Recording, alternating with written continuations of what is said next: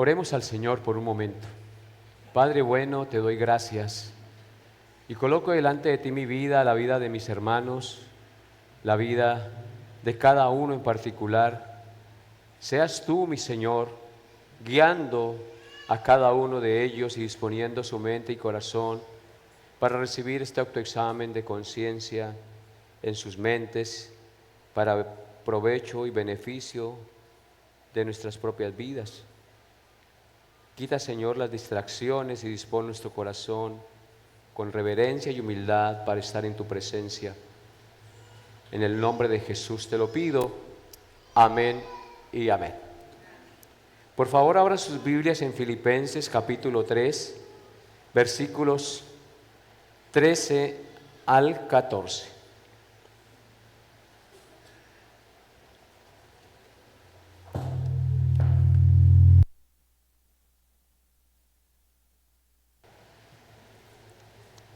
Dice la palabra de Dios en Filipenses 3, 13 al 14.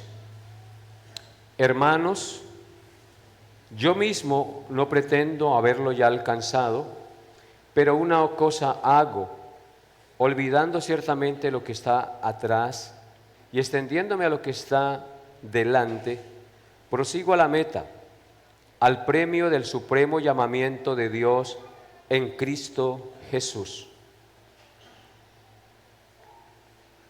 Amén. He titulado este autoexamen con una pregunta. ¿Prosigues hacia la meta? ¿O estás prosiguiendo realmente hacia la meta?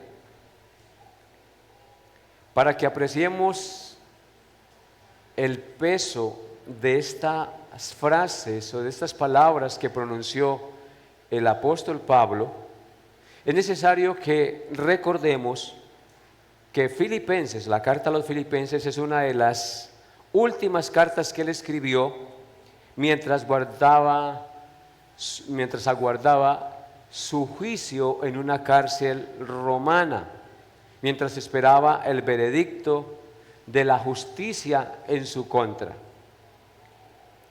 La declaración que Pablo hace en este pasaje es supremamente extraordinaria, porque el apóstol Pablo lleva al menos 20 años de trayectoria en el ministerio de la obra del Señor y estaba en todo su derecho de descansar en sus logros, de decir, ya estoy satisfecho con esto. Pero en lugar de esto, está en una fría prisión, en una prisión oscura allá en Roma. Humanamente el apóstol Pablo no la está pasando bien. Estar en una cárcel privado de la libertad no es nada fácil, sobre todo cuando se está preso por algo injusto. Pablo estaba preso por predicar a Jesús y estaba a punto de ser ejecutado por predicar a Cristo, ser condenado culpable de sedición.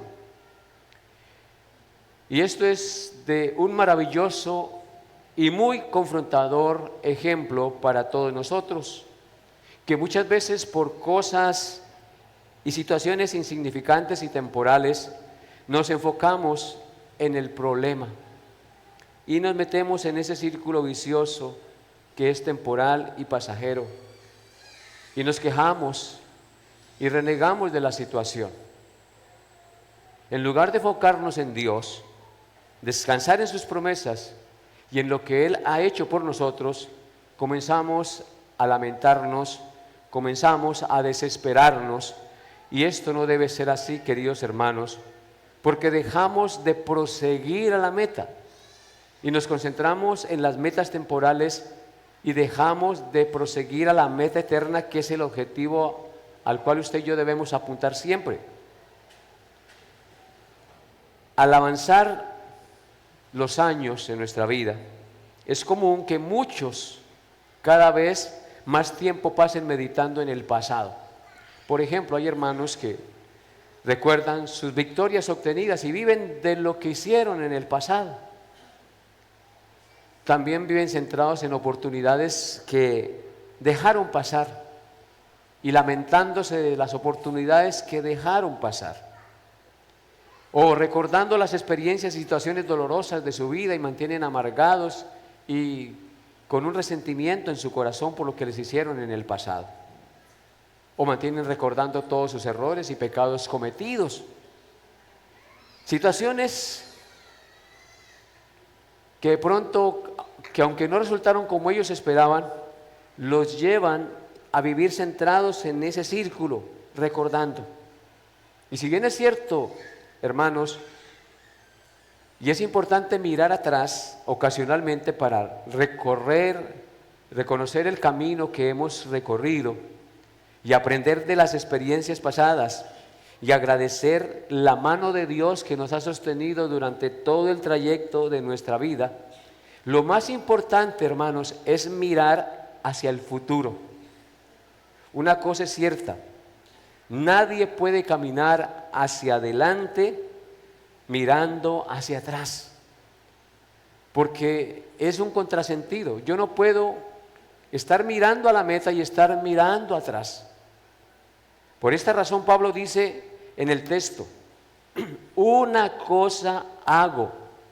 Pablo dice: una cosa hago y en esta me centro. ¿Qué dice? Olvidando ciertamente lo que queda atrás, me extiendo a lo que está delante. Entonces, ¿qué hacía Pablo? ¿Y en qué se centraba constantemente en su vida? Dice: una cosa hago, olvidando ciertamente lo que queda atrás. Se olvidaba de todo aquello que había dejado, de todos aquellos logros, de todos aquellos triunfos, de todos aquellos reconocimientos que había recibido en el pasado. Ahora se extiende hacia lo que está delante. El apóstol Pablo nos revela en esta frase que su esperanza y enfoque de la vida están firmemente puestos en el futuro eterno. Él había propuesto en su corazón despegarse y dejar de estar anclado en sus proyectos de manera férrea de este mundo, de esta vida temporal. Pablo nos muestra que no estaba condicionado ni atado por el pasado, ni por las dificultades y circunstancias presentes que estaban viviendo. Estaba en una cárcel, estaba sufriendo por predicar a Cristo, pero él no estaba amargado por eso, no estaba renegando. Por el contrario, estaba olvidando lo que queda atrás, y aunque estaba pasando por una situación supremamente difícil, él se extendía hacia lo que está delante, ponía la mirada donde debería tenerla. Y la pregunta para nosotros en esta mañana: ¿nosotros también tenemos esa perspectiva de Pablo? Nos olvidamos de todo lo que está atrás, de las equivocaciones pasadas, de todas aquellas circunstancias dolorosas, dejamos los resentimientos, dejamos de mirar la vida con un enfoque meramente temporal y nos estamos enfocando realmente en la meta que debemos enfocarnos, hermanos. Debemos cuestionarnos en esta mañana, porque muchas veces dejamos de enfocarnos en la meta y ponemos nuestra mirada en este mundo y dejamos de caminar porque estamos mirando hacia atrás. Y mirando hacia atrás no podemos caminar hacia adelante. Sin importar cuáles hayan sido las experiencias que le tocó vivir, el anciano Pablo entendía que lo mejor estaba por delante. Y con esta convicción proseguía con paso firme y decidido hacia la meta que Dios había puesto delante de él. ¿Y cuál era esa meta, hermanos? ¿Cuál era esa meta? El versículo 14 nos lo indica. Nos dice cuál era la meta: el premio del supremo llamamiento de Dios en Cristo Jesús. Esa era la meta, el premio del supremo llamamiento de Dios en Cristo Jesús. Lean nuevamente los versículos 13 y 14 conmigo. Hermanos, yo mismo no pretendo haberlo ya alcanzado, pero una cosa hago, olvidando ciertamente lo que queda atrás y extendiéndome a lo que está delante, prosigo a la meta, al premio del supremo llamamiento de Dios en Cristo Jesús. Aquí encontramos tres palabras importantes: la meta, el premio y el supremo llamamiento. Hablemos de la meta. La palabra meta describe el punto final que observa un corredor atlético al cual tiene que llegar. Por ejemplo, los ciclistas.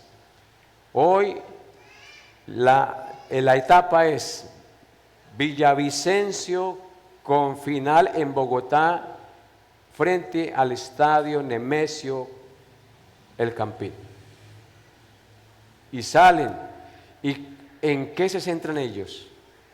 En llegar a la meta que les está propuesta. Y su enfoque desde antes de partir y después de que parten es la meta. Así que la palabra meta aquí describe el punto final que observa un corredor atlético a la cual tiene que llegar. Pero espiritualmente hablando, la meta para nosotros es la completa semejanza a Cristo nuestro Señor. La meta para nosotros como cristianos es nuestra glorificación, ser finalmente hallados con Él. Observen que no es la prosperidad la meta de Pablo, no el éxito terrenal tampoco, ni es la fama. La meta es Cristo mismo, porque ¿cuál es el premio del supremo llamamiento de Dios en Cristo Jesús? Recibir la corona de justicia. ¿Y quién es la corona de justicia para nosotros? Cristo, es decir, ser revestidos plenamente de Cristo. Así que nuestra meta es la glorificación y la semejanza a Cristo. Estar finalmente con Él. No debe ser la prosperidad nuestra meta, pero lamentablemente ¿en qué nos centramos nosotros? En hacer platica. Y no es que esté mal que nosotros procuremos tener cosas materiales y tener solvencia económica, no está mal, pero si nosotros por estar centrados en eso nos olvidamos del premio del supremo llamamiento, el mundo poco a poco nos envuelve, porque raíz de todos los males es el amor al dinero. La meta nuestra no es la fama tampoco, es Cristo. No es el éxito terrenal, es Jesucristo. La segunda palabra es el premio. Ya hablamos de la meta. La segunda palabra es el premio. Esto no significa que la salvación se gane por obras, hermanos. Pablo ya enseñó que somos justificados únicamente por la fe en el perfecto sacrificio de Cristo. El premio es la recompensa final que Dios concede a quienes perseveran en este mundo en Cristo.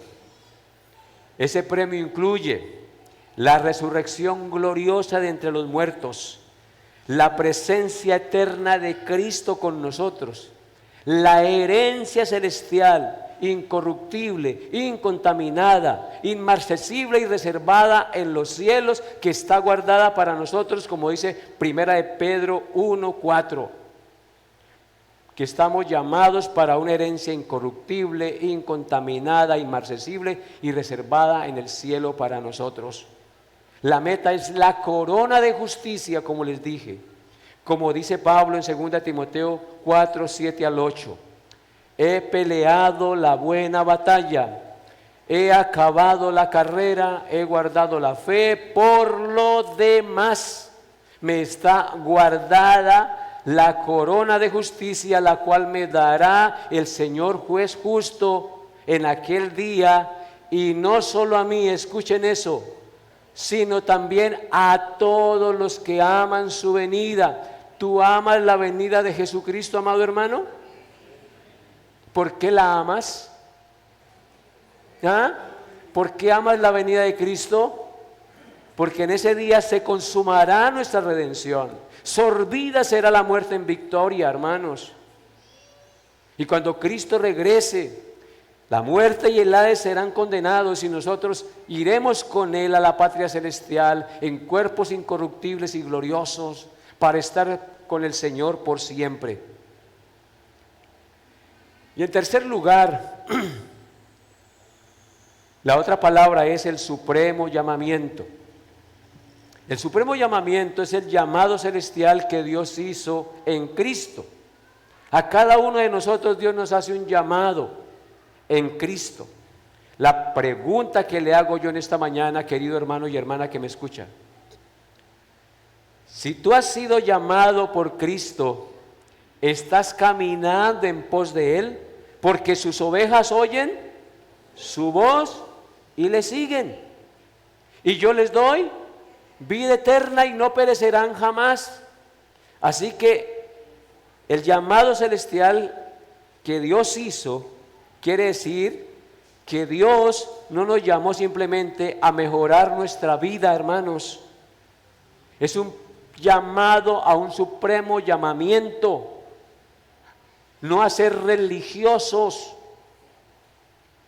no a tener simplemente una asistencia a una iglesia local. Nos llamó a algo supremo: compartir la gloria de Cristo, como enseña Romanos 8:30. Miren lo que dice Romanos 8:30: y a los que predestinó, a estos también llamó, y a los que llamó, a estos también justificó, y a los que justificó, a estos también glorificó. Y todo está en tiempo pasado perfecto.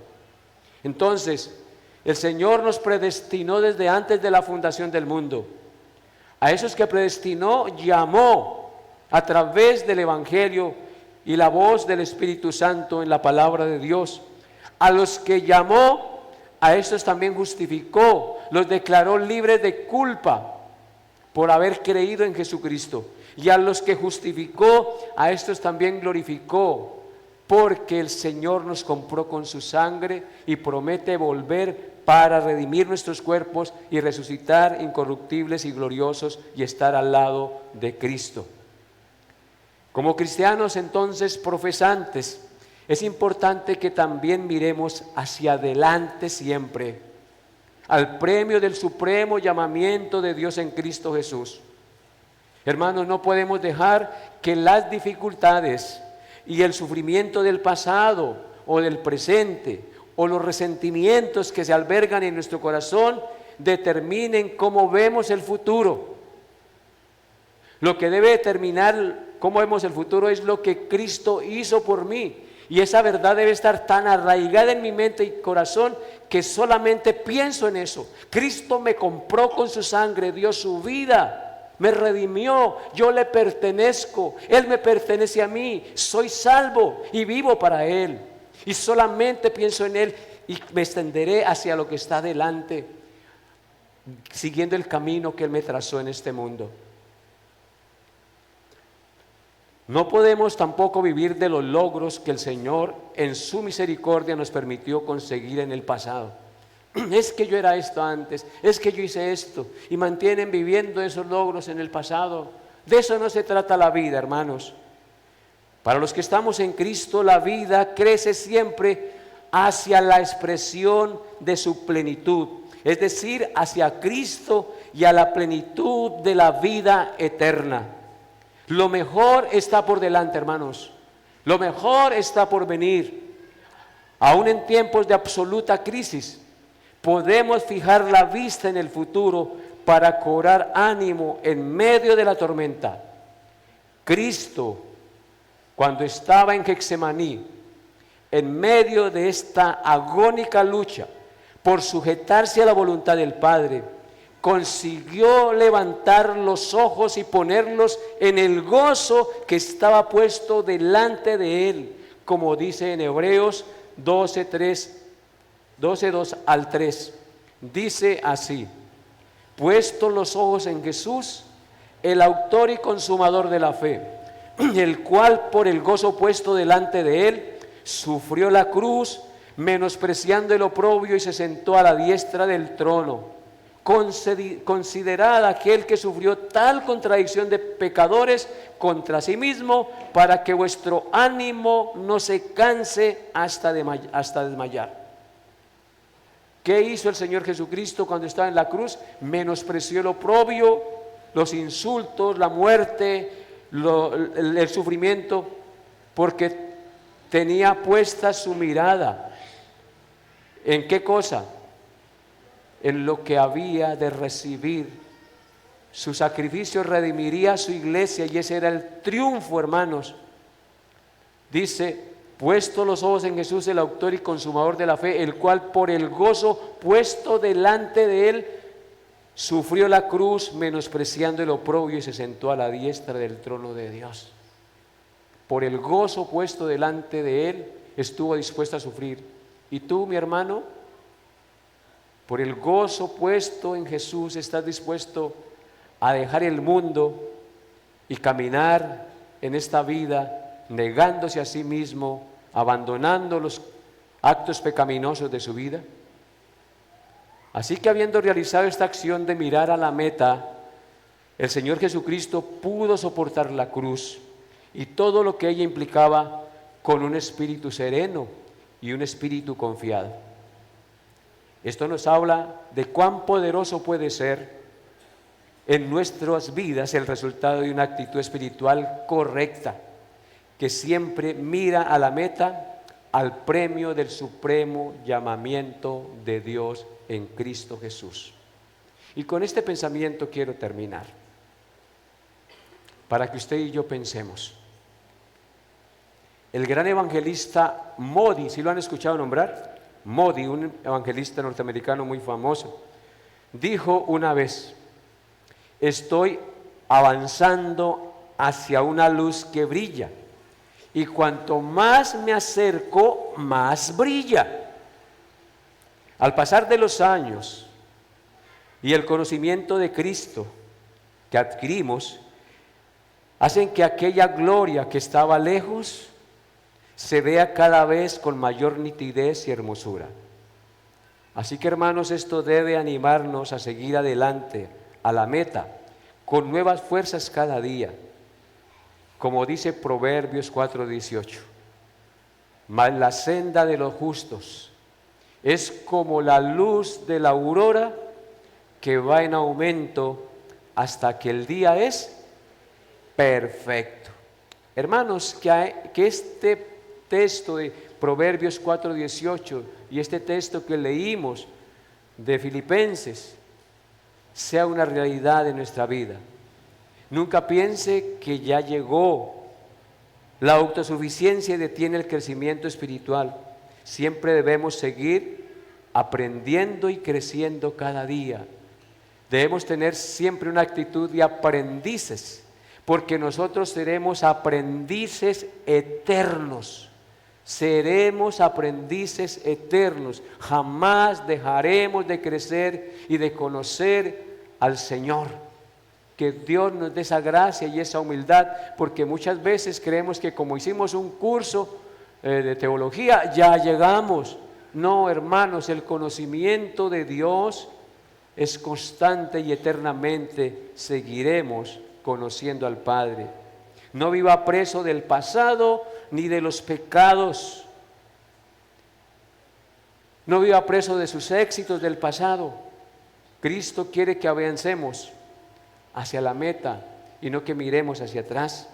Recuerde, mi amado hermano, que si usted se centra en los pecados del pasado, usted no está viviendo en plenitud ni en libertad.